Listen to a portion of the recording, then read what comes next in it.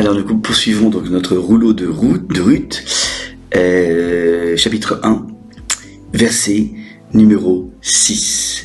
Vatakom hin vechalotea. Elle se leva, on parle de Noémie, elle, vechalotea, et ses brus, vatashov misde Moav, elle revena des plaines de Moav, qui chama bisde Moav, car dans les plaines de Moav, elle avait entendu qui fakad Hachem est un mot, que Hachem s'est souvenu de son peuple, la tête lahem lachem, pour lui donner du pain.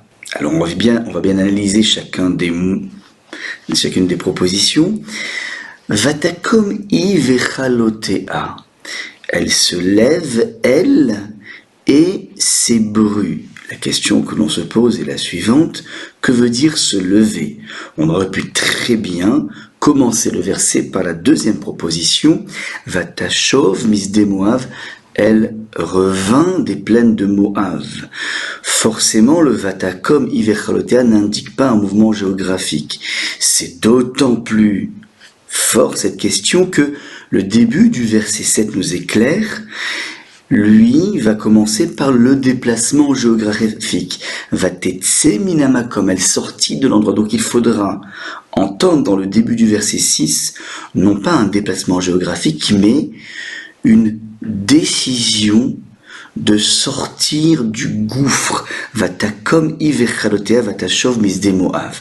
Deuxième remarque, qui chama bisde Moav, car c'est dans les plaines de Moav qu'elle a entendu que Hachem s'est souvenu de son peuple.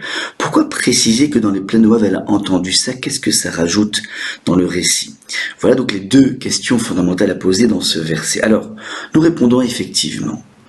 Le verset 7 va faire la narration de la sortie de Noémie et des brus de l'endroit, mais avant cette sortie géographique qui n'est qu'un descriptif, se cache une décision fondamentale qui est, lorsque que Dieu préserve, on a à ce point touché le fond, lorsque Noémie se sent finalement plus que l'ombre d'elle-même, elle n'a plus rien. Son mari, ses deux enfants, il ne lui reste finalement que ces deux brus qui sont le témoin de la déchéance, de la tragédie de cette famille, témoins, et en même temps peut-être, on peut les voir comme responsables, plane en permanence ce doute métaphysique, ce doute existentiel, mais est-ce que mes enfants ont bien fait de se marier avec ces filles qui viennent d'une nation tellement décriée? Et c'est quelque chose, même si on a dit que au niveau des calculs d'Akadosh Baruch Hu, la mort des enfants n'est pas à imputer à leur mariage, mais à leur attitude dans leur mariage, il n'empêche que du côté de la maman, il y a sans arrêt ce refrain de se dire mais finalement j'ai tout perdu, on n'aurait pas dû rester ici et on n'aurait pas dû faire ces mariages. Donc le texte précise Vatakom hi vechalotea elle et ces brus, c'est pas les trois en même temps, il n'y a pas les mêmes motivations qui les habitent.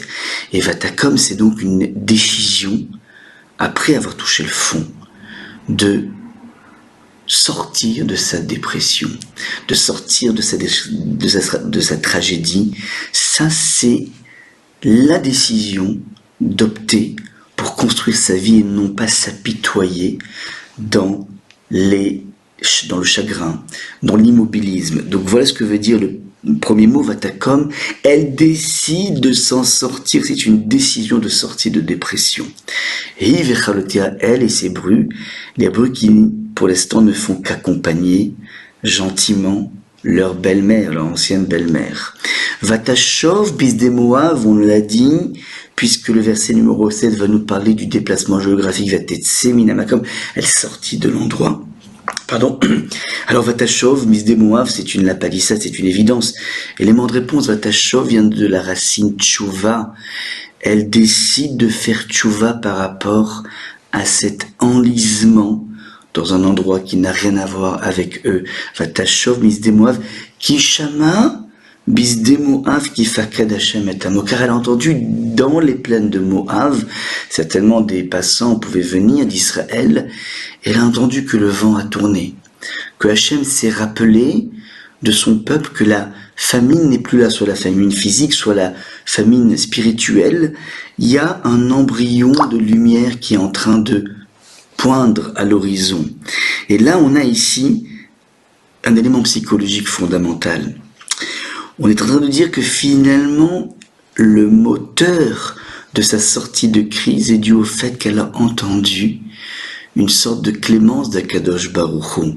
Tout se passe comme si une sortie de dépression ne peut s'entendre que si on a un petit clin d'œil du bon Dieu. Ça, c'est un petit peu ce que vient dire ici le texte. Elle a besoin de cette béquille, elle a besoin de sentir qu'il y a quelque chose qui change pour sortir de cet enlisement.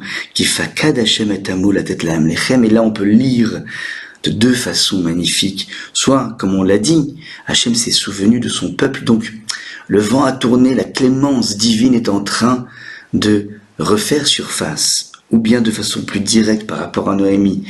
Tifakad Hashem. Hashem s'est pas souvenu, mais a ordonné à son peuple la tête la lechem, de donner à Noémie et ses brus du pain. Elle a pu tâter dans le changement, dans ce vent qui a tourné, que non seulement le vent a tourné, mais c'est un vent aussi qui est clément. Pour elle, Hachem a ordonné au peuple de ne pas porter sur Noémie et ses brus un regard culpabilisateur, un regard accusateur. Vous êtes des arrivistes. Au moment où il y avait plus de pain, vous êtes sortis et maintenant vous revenez. Il y a quelque chose de moche chez vous. Interdiction d'accabler Noémie. Voilà ce que Noémie entend dans ce changement de cap. Et c'est ça, il faut le dire, qui lui donne cette énergie de Tkuma, de se lever. Voilà pour le verset numéro 6.